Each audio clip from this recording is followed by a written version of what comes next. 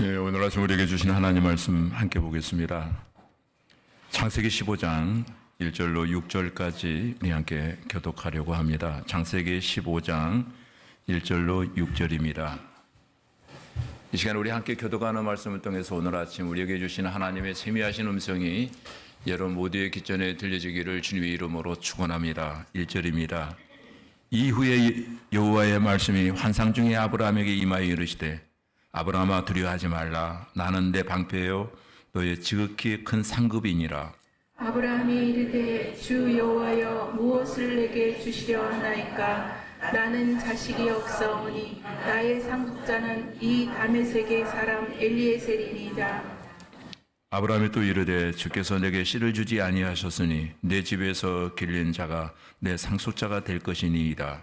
여호와의 말씀이 그에게 임하여 이르시되 그 사람이 내 상속자가 아니라 내 몸에서 날 자가 내 상속자가 되리라 하시고 그를 이끌고 밖으로 나가 이르시되 하늘을 우러러 무뼈를 셀 수 있나 보라.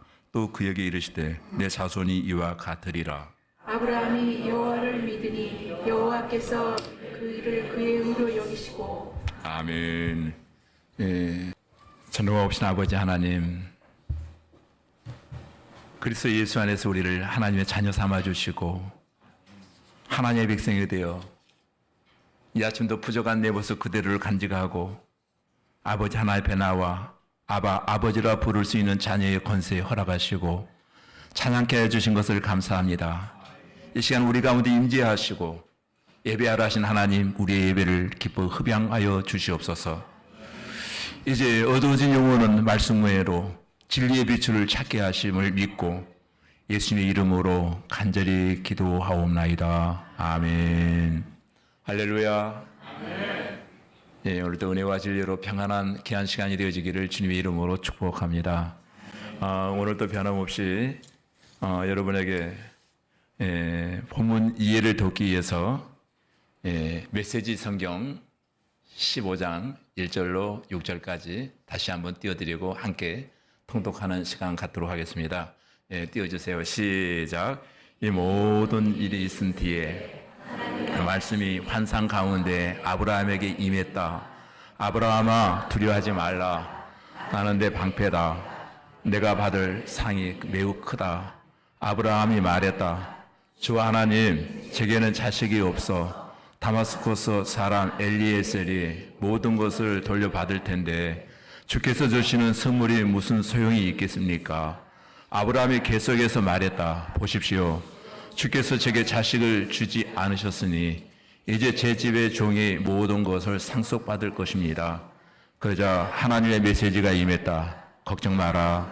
그는 내 상속자가 아니다. 내 몸에서 태어날 아들이 내 상속자가 될 것이다.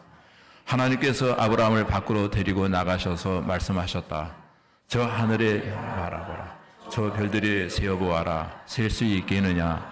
내 자손을 세어. 다시 시작. 6절 시작. 다시 아브라함이 믿었다. 하나님을 믿었다. 하나님께서는 그가 하나님과 바른 관계를 맺었다고 선언해 주셨다. 아멘. 유진 피터슨의 메시지 성경 꼭 한 권씩 여러분 구입하셔서 성경을 좀 더 쉽게 읽고 빨리 이해할 수 있었으면 좋겠습니다.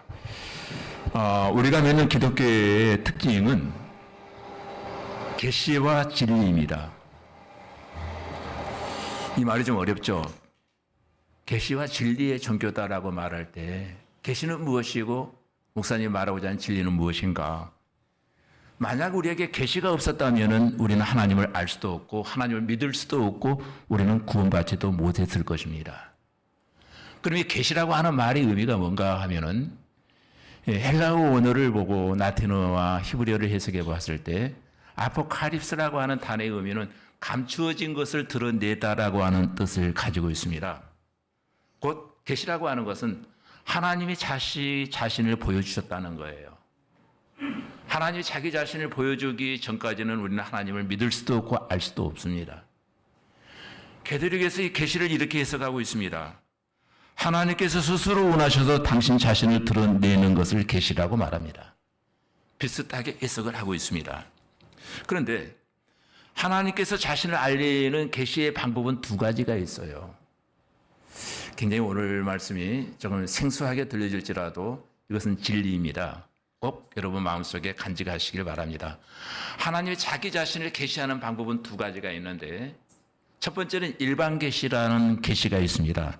일반 계시는 자연 만물을 통해서 하나님이 살아계심을 알려주는 방법이에요. 근데 이 자연 계시는 믿는 자에게나 믿지 아니한 자에게나 다 보여주시는 보편적인 진리를 계시라고 말합니다. 아무나 다 볼 수 있도록 하나님은 이미 자기 자신을 알려주셨다는 거예요. 그리고 두 번째 계시는 특별 계시가 있습니다. 이 특별 계시는 기록되어진 성경, 신약 성경, 신구약 성경 66권을 가리켜서 특별 계시라고 말합니다.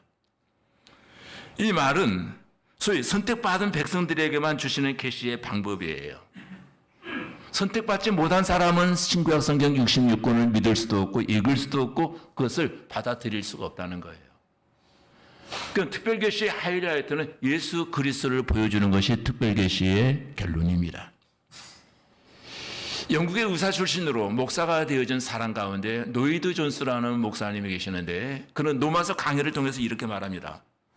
만약 하나님이 계시해 주지 않는다면은 아포칼립스 자기 자신을 스스로 우리에게 보여주시지 않는다면은 나는 하나님을 알 수 없을 것이다. 하지만 그분은 자기 자신을 계시해 주셨고 그 계시는 성경 속에서 찾아야 할 것이다. 특별 계시는 성경 기록으로 끝이 났지 다시금 그와 같은 계시가 누구를 통해서 주어지고 특별한 사람을 통해서 다시금 계시가 주어지곤 하는 것이 아니라는 거예요. 그럼 또 진리란 무엇인가? 제가 소뒤에 말씀드렸죠. 기독교의 특징은 계시와 진리의 종교다라고 했는데 진리라고 하는 말씀을 광의적인 의미에서 이 에메트라고 하는 단어의 의미는 두 가지로 해석할 수 있습니다. 광의적인 의미, 크게 보았을 때는 성삼위 하나님을 일컬어 삼위일체를 일컬어 우리가 에메트, 진리라고 말하고요. 또 협의적인 의미에서 좁게 아주 더 정확하게 말씀드린다면 진리는 예수 그리스도를 말하고 있는 것입니다. 곧 하나님은 누가 만날 수 있느냐? 예수 그리스도 안에서 진리이신 예수 그리스도를 통하지 아니하고서는 하나님을 만날 수 없다는 거예요. 이것을 요한복음 16장 6절에 그렇게 말합니다. 내가 곧 길이요 진리요 생명이니 나로 말미암지 아니하고서는 아버지께로 올 자가 없느니라. 진리이신 예수 그리스도를 통해서 우리 하나님 앞에 나아갈 수 있다는 거예요. 그러므로 참 믿음이란 올바른 믿음이란 내 소원을 이루기보다는 하나님께서 계시하신 진리에 나를 맞추어가는 것이 믿음의 특징이라는 거예요. 계시와 진리를 떠나서는 우리의 믿음은 존재할 수 없다는 거예요. 참 믿음, 바른 믿음은 계시와 진리 안에서 형성되어져야 된다는 겁니다. 이것이 바른 신앙생활입니다. 하지만 우상은 그렇지 않습니다. 우상은 내 소원이 중심이고 그 다음에 중요한 것이 지성입니다. 정성입니다. 신의 뜻보다는 내 뜻이 더 중요하고 내 소원을 이루기 위해서 필요한 것이 지극한 지성이라는 거예요. 정성이라는 거예요. 그러나 성경은 우리에게 올바른 믿음을 강조하고 있습니다. 아무리 열심히 믿는다 할지라도 하나님께서 계시해 주신 방법이 아니면 진리를 벗어나 버리면 그 자체가 우상이 되어지고 만다는 거예요. 예?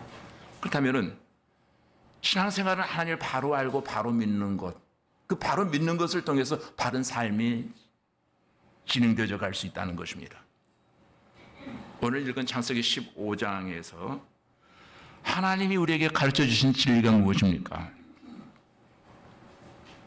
이 본문을 통해서 하나님은 하나님의 본성, 신앙의 본질이 무엇인가를 우리에게 간단 명료하게 보여주는 장면을 우리는 여기서 보게 됩니다. 신앙의 본질적인 측면에서 다시 한번 요약해 본다면 신앙의 대상은 누구예요? 오직 하나님 한 분이십니다.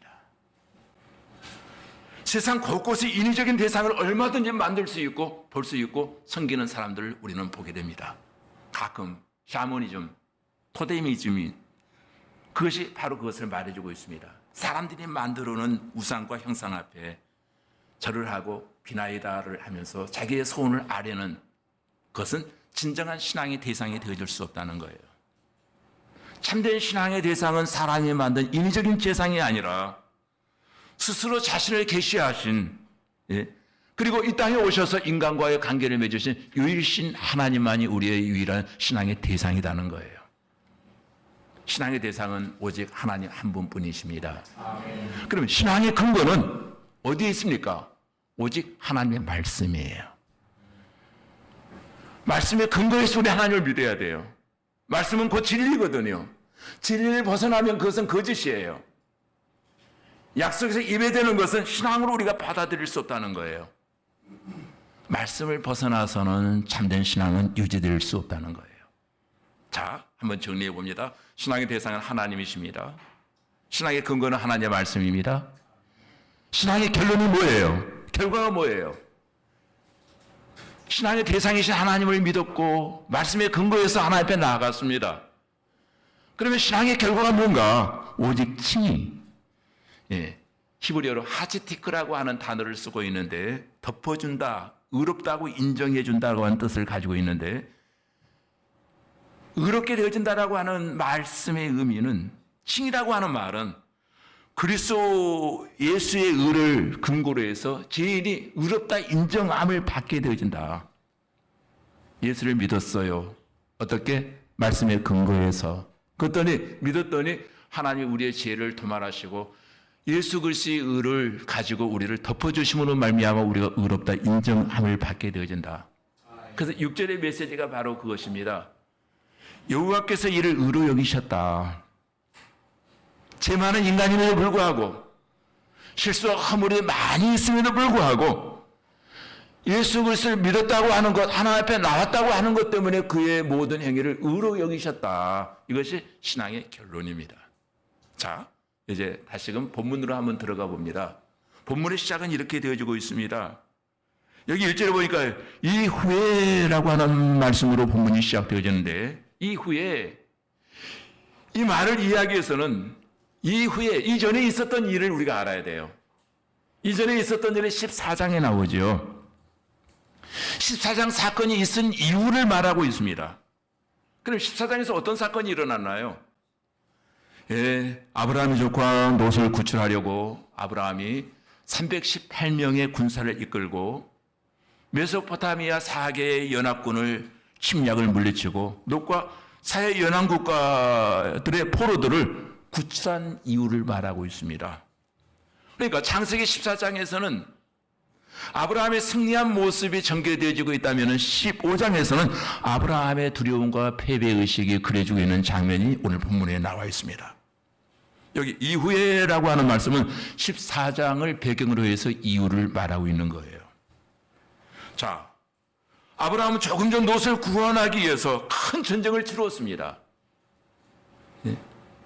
아브라함 큰 전쟁을 치른 후에 후유증이 발생합니다. 어떤 후유증입니까? 이걸 가리켜 어떤 학자는 예상 후 스트레스 장애라고 해서 전쟁 큰 사건을 경험한 이후에 전쟁의 공포로 말미암은 두려움이 그의 마음속에 엄습이 오는 것이었습니다. 자기의 조카는 뺀질뺀질했습니다. 그 뺀질뺀질한 조카를 구하기 위해서 시간과 정성을 다 투자했건만 자기의 장병 318명 중에 부상을 입은 사람들도 많았고 또 전리품을 얻었지만은 그 전리품을 자기가 소유하지 아니하고 제사장 멜기세덱에게 다 봉헌했습니다. 소위 말하면 전쟁을 통해서 하나님께 영광을 돌려드렸습니다. 샬롬 왕이 말합니다. 그 전리품을 조금 소유하라고 명했음에도 불구하고 그는 전리품 갖기를 거절해버렸습니다. 그런데 이제 홀로 있는 순간이 찾아왔을 때 그의 마음속에 갑자기 외상후 스트레스 장애가 발생하기 시작하는 겁니다. 전쟁으로 말미암는 후유증이 두려움으로 물밀듯이 밀려옵니다. 조금 전 내가 물리쳤던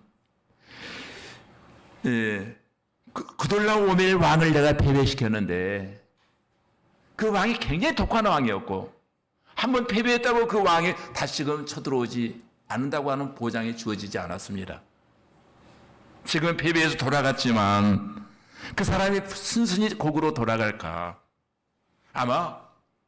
아마도 실추된 이 신을 회복하기 위해서 몰래 야간에 기습이 올지도 모른다고 하는 생각. 이 생각을 갖기 시작하자 전쟁의 트라우마로 말미암아 엄청 고통을 당하게 되어집니다. 조금 전까지 승리했는데 승리한 이후 지금 이 순간 그의 마음속에는 두려움이 공허감이 찾아와서 그 공허감으로 그는 지금 시달리고 있습니다. 이때였습니다. 놀랍게도 믿음의 조상 아브라함의 마음속에는 아주 부정적인 사고로 가득 차 있었다는 거예요. 또 내심 그 마음속에는 하나님에 대한 의심과 불신이 싹트고 있었어요. 누구나 다 한때는 신앙에 굉장히 출중한 것 같고 믿음으로 모든 것을 이길 것만 같았는데 한순간 우울한 기분이 그의 마음속에 음습이 올 때에 세상을 바라보기 시작할 때 자꾸 마음의 방향이 기울어지기 시작한다는 거예요. 또 그 두려움이 내 마음속에 음습이 올 때 우리는 하나님이 주신 능력을 100% 발휘할 수도 없어요. 그리고 이 두려움은 하나님이 주신 것이 아니라 사탄이 주는 것이라는 거예요. 믿음은 두려움을 극복하는 능력이 있습니다. 그런데 두려움은 외부에서 오는 것이 아니라 내 내면에 싹두고 있더라는 거예요. 이 두려움을 우리는 매일매일 극복하기 위해서 기도해야 되고 하나님을 바라보아야 될 줄로 믿습니다. 두려움을 극복하는 방법은 방패이신 하나님을 의지하고 하나님을 바라볼 때만이 이 두려움을 이길 수 있다는 거예요. 사실 영적인 측면의 이 아브라함의 두려움을 재해석해 본다면은 그런 거예요. 진짜 두려움은 전쟁이 또 일어날까봐 하는 두려움보다도 내게 자식이 없다라고 하는 그 두려움보다도 진짜 두려움은 하나님을 믿는다고 말하면서도 하나님을 100% 신뢰하지 못한 두려움이었어요. 하나님을 진짜로 신뢰했다면은 다시금 전쟁이 일어난다 할지라도 하나님 이기게 하실 것이고 지금은 자식이 없지만 하나님을 신뢰한다면 어떤 방법으로든지 하나님은 불가능을 가능케 하실 거야. 이 신뢰하는 믿음만 있었다면 두려움은 두려움이 되지 않았을 것입니다. 심신이 피곤하고 지친 아브라함은 이때 누구 하나 위로해 줄 사람이 없었습니다. 그는 절망과 두려움과 피의식이 생겨나기 시작합니다. 이때는 앞이 보이질 않아요. 캄캄합니다. 이때 1절 말씀에 뭐라고 말합니까? 아브라함아 두려워하지 말라. 나는 너의 방패야. 나는 너의 지극히 큰 상급이야. 이렇게 하나님 위로해 주시려고 간밤에 캄캄한 밤에 찾아오셨습니다. 그러자 아브라함이 대답합니다. 그 대답이 2절로 3절에 나와 있는데 아브라함이 이르되 주 여호와여 무엇을 내게 주시하나이까? 나는 자식이 없사오니 나의 상속자는 이 다메섹 사람 엘리에셀이니이다. 아브라함이 또 이르되 주께서 내게 씨를 주지 아니하셨으니 내 집에서 길린 자가 내 상속자가 될 것이니이다. 여러분 하나님이 어떤 분이십니까? 15장을 통해서 하나님이 우리에게 가르쳐 주시는 진리가 무엇입니까? 도대체 네가 믿는 하나님의 속성이 뭐냐? 하나님의 속성을 지금 우리에게 말해주고 있습니다. 먼저 하나님은 우리에게 끊임없이 격려해 주시기를 원하셔서 우리에게 찾아오신다는 거예요. 내 힘, 내 지혜, 내 방법으로 해결되지 않은 인생의 난제 앞에 고민하고 갈등하며 아파하고 밤잠을 이루지 못하시는 분들이 있다면 별이 빛나는 밤에 찾아오셔서 아브라함의 그 아픈 마음을 만져주신 그 하나님이 오늘 이 시간 여러분의 마음을 만져주시는 역사가 일어나기를 주님의 이름으로 축원합니다. 캄캄한 밤 별이 빛나는 그때 하나님이 찾아오셔서 두 가지를 약속하고 있습니다. 아브라함아 너무 두려워하지 마. 걱정하지 마. 내가 너의 방패야. 또 다른 하나는 너의 상급이 될 거야. 이 말은 하나님 우리의 모든 것을 다 알고 계시다는 거예요. 내 생각, 내 상태, 나의 부족까지도 하나님은 다 알고 계십니다. 의심하는 마음도, 불안해하는 그 마음도 하나님 보시고 하신다는 거예요. 다 이해하신다는 거예요. 두려움에 떨고 있는 아브라함, 너의 마음을 내가 다 이해하고 있다. 불안해하고 있는 그 믿음 없는 그를 꾸짖기보다는 하나님 오히려 내가 방패야, 너의 상급이야 하면서 격려하고 다독거려주는 주님의 모습을 바라보게 됩니다. 어떤 학자는 이 본문을 이렇게 해석했습니다. 아브라함아, 내가 너의 방패야. 이제부터 나는 너를 막아주고 너를 보호해 줄 거야. 나는 전능한 하나님이지 않니? 그러니 더 이상 두려워하지 마. 너의 앞에 아무리 방해물이 많고 장애물이 많고 적들이 수없이 쳐들어온다 할지라도 나는 지금부터 너의 울타리가 될 거야. 아무도 너를 해할 수가 없어. 왜냐하면은 내가 막아줄 테니까. 이것이 방패이신 하나님을 믿는 신앙입니다. 그런데 두 번째 말합니다. 나는 너의 지극히 큰 상급이야. 이 상급이라고 하는 말이 해석을 해보려고 본문을 보았더니 사카르라고 하는 단어를 쓰고 있는데 내가 보상해 줄게 이 말이에요. 네가 아파하는 것만큼 밤잠을 이루지 못하고 괴로워하는 것만큼 내가 다 너의 마음을 알아. 내가 때가 되면 다 보상해 줄 거야. 사람은 손해보고 싶어하는 마음이 없습니다. 손해볼 때 굉장히 힘들어합니다. 우리는 바라는 것들이 너무도 많습니다. 근데 그 바라는 것들이 내가 원하는 시간표에 의해서 이루어지면 너무 좋습니다. 그런데 원하는 것이 내 시간표에 이루어질 때보다는 이루어지지 아니할 때가 더 많아요. 그럼 우리의 마음은 불안해지고 불평하고 원망하기 시작합니다. 근데 아브라함의 이 상급, 장차 내가 너에게 보상할 거야. 지금은 아파하지만 이 말이 아파하는 아브라함에게는 아무리 위로가 되질 않아요. 여러분 중에도 아마 그런 분들이 계실 겁니다. 그래서 아브라함이 대거리하듯 하나님께 말합니다. 하나님, 상급을 주신데 뭐 하겠습니까? 지금 당장 나의 필요 욕구가 채워지지 않았는데 먼 훗날 보상해 주시면 뭐 하겠습니까? 진짜 내게 필요한 것이 무엇인지 하나님이 아시잖아요. 10년 전에 약속하셨던 그것 아직 안 주셨잖아요, 하나님. 그것이 저로 하여금 공허하게 합니다, 하나님. 힘들게 합니다. 그러면서 흘러간 시간을 헤아리며 아브라함이 외칩니다. 내 나이가 몇인데, 내 나이가 몇인데.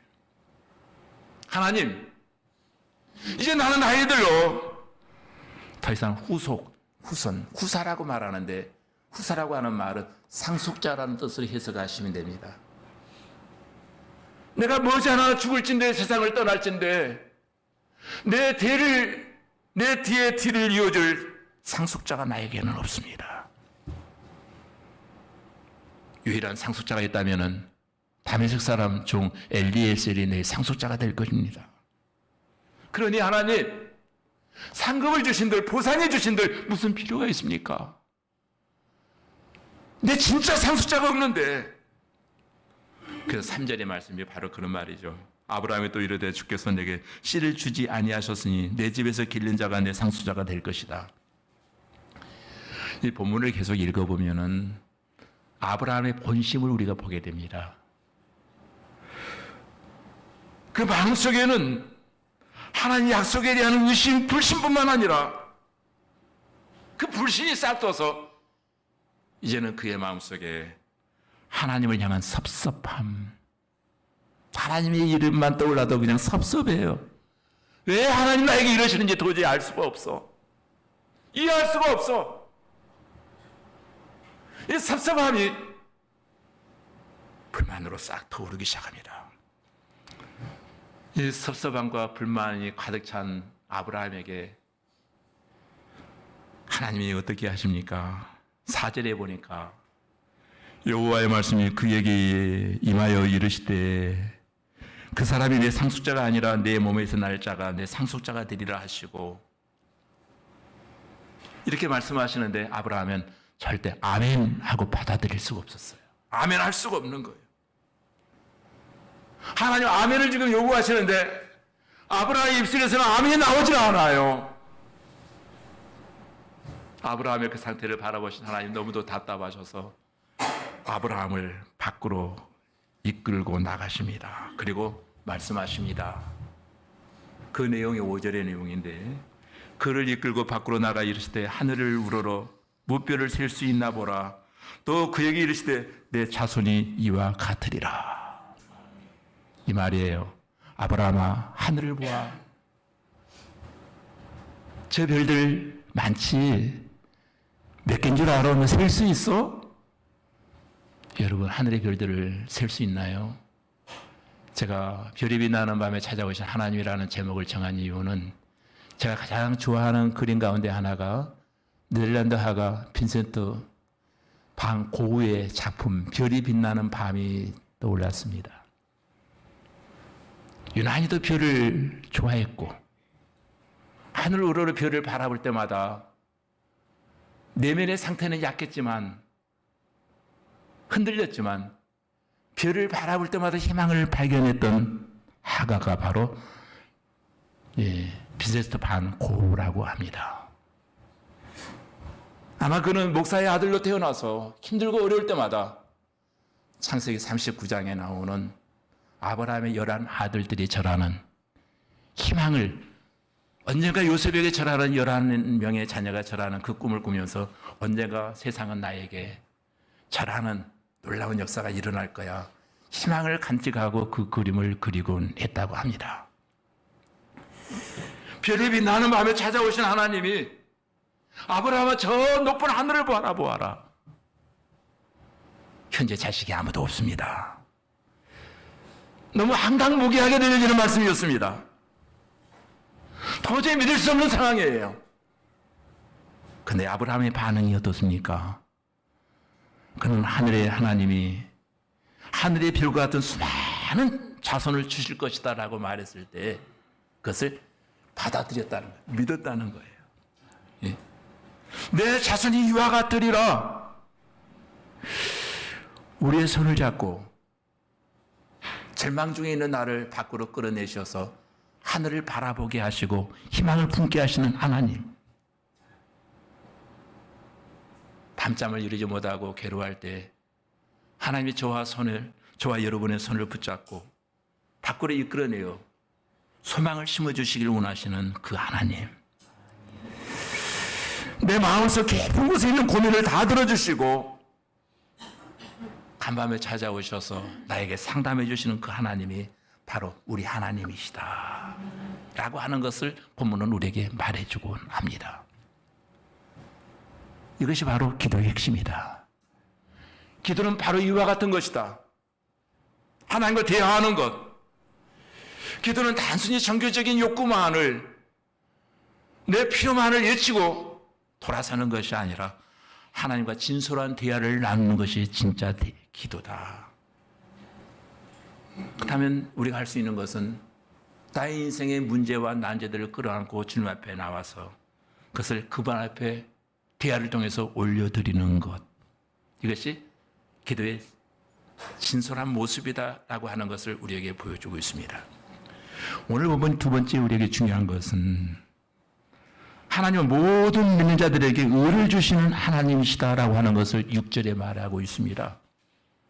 아브라함이 여호와를 믿으니 여호와께서 이를 의로 여기시고, 아브라함은 하나님이 찾아오셔서 말씀하시자 놀랍게도 지금까지 믿지 못했던 그 말씀이 믿어지더라는 거예요. 이것이 바로 아브라함의 믿음의 조상이 되어진 이유입니다. 로마서 4장 1절로 2절에 보면은 이렇게 말합니다. 하나님이 아브라함을 의로 여기신 것은 행위의 의함이 아니요 오직 믿음을 보시고 의롭게 하셨다. 이때 그 마음에는 두려움도 있었고 걱정도 있었고 의심도 있었고 하나님을 향한 불만도 있었습니다. 그런데 하나님이 찾아오셔서 말씀하시자 그는 그 말씀을 그대로 믿고 의지하게 되었다는 거예요. 믿고 의지하는 그 모습 그 자체를 하나님은 의로 여기시고 라고 말합니다. 자, 아브라함이 이렇게 반응하자 하나님이 어떻게 하십니까? 아브라함이 하나님을 믿자 하나님께서는 그에게 믿음으로 말미암은 의를 축복 선물로 주셨다는 거예요. 믿어지는 축복. 하나님의 말씀을 볼 때마다 여러분에게도 믿어지는 놀라운 축복의 역사가 일어나기를 주님의 이름으로 축복합니다. 요한복음 3장 16절에 그렇게 말하잖아요. 하나님이 세상을 이처럼 사랑하사 독생자를 주셨으니 이는 저를 믿는 자마다 멸망치 않고 영생을 얻게 하려 하심이라. 3장 16절의 핵심 키워드는 믿는 자예요. 믿는다면은 또 요한복음 1장 12절에 보니까 뭐라고 말합니까? 영접하는 자 그 이름을 믿는 자들에게는 하나님의 자녀가 되는 권세를 주셨으니 여기에도 핵심 키워드가 믿는 자들에게는 하나님의 자녀가 되는 권세를 주셨으니 라고 말합니다. 또 마태복음 20장 28절에 보면은 인자가 온 것은 성경을 받으려 함이 아니라 도리어 섬기려 하고 자기의 목숨을 많은 사람의 대속물로 주려 하심이라. 아멘. 우리를 대신하여 죽으신 예수 그리스도를 믿는 자를 하나님이 의롭다 여기신다는 거예요. 우리 모두도 아브라함처럼 허물이 있고 불신이 있고 의심이 있고 두려움이 있습니다. 근데 하나님이 저와 여러분이 예배당에 나와 하나님을 믿습니다. 예수 그리스도를 믿습니다라고 하는 그 믿음 행위 하나를 가지고 우리를 의롭다 여기신다는 거예요. 의롭다 여기신 자를 하나님 구원하신다는 거예요. 이제 믿음으로 구원받은 우리에게 하나님이 요구하시는 것 한 가지가 있는데 그것 또한 믿음이에요. 성경을 읽다 보면은 이 믿음이라고 하는 단어가 쉬우면서도 굉장히 어려운 단어로 우리가 해석할 수밖에 없습니다. 물론 언어상 해석은 비슷해서 믿고 신뢰하고 의지하는 것이다라고 말합니다만은 무엇을 믿고 신뢰하고 의지하는가? 중요한 것은 믿음이란 내가 하나님 앞에 죄인인 것을 믿는 것이고 내 죄로 말미암아 죽을 수밖에 없는 나를 예수 그리스도의 대속의 죽음으로 말미암아 내가 살리움을 받았다라고 하는 것을 믿는 것이 바로 믿음입니다. 이 믿음을 가리켜 우리는 구원받은 믿음이라고 말합니다. 말씀을 맺으려고 합니다. 여러분, 우리가 믿음으로 살다가 낙심될 때, 두려움과 절망이 물밀듯이 밀려올 때, 우리의 방패가 되시고 우리의 지극히 큰 상급이 되시는 하나님을 바라보며 기도하실 수 있기를 바랍니다. 인생의 난제와 막힘 앞에 불안해하고 좌절하고 두려워 떨 때 항상 여러분 약속의 말씀을 굳게 붙잡으실 수 있기를 기도합니다. 절망감이 찾아올 때 하늘 우러러 별을 바라보라 하신 주님의 그 음성이 여러분에게 들려줘서 하나님의 약속을 날마다 신뢰함으로 말미암아 지금의 어려움과 난제들을 오직 믿음으로 이기고 또 승리하는 역사가 일어나기를 주님의 이름으로 소원합니다. 기도하시겠습니다. 오늘도 변함없이 살아계셔서 우리의 방패가 되시고 지극히 큰 상급이 되시는 하나님, 오늘도 의롭다 인정함을 받아 하나님의 자녀가 되어지고 하나님 앞에 나와 아버지라 부르며 우리의 의의 대상이 되신 하나님을 바라 앙망케 하여 주시오니 감사합니다. 오늘도 이 믿음으로 우리도 주어진 삶의 현장 앞에 승리하며 전진하는 은혜의 삶 되게 하여 주시옵소서. 예수님 이름으로 기도하옵나이다. 아멘.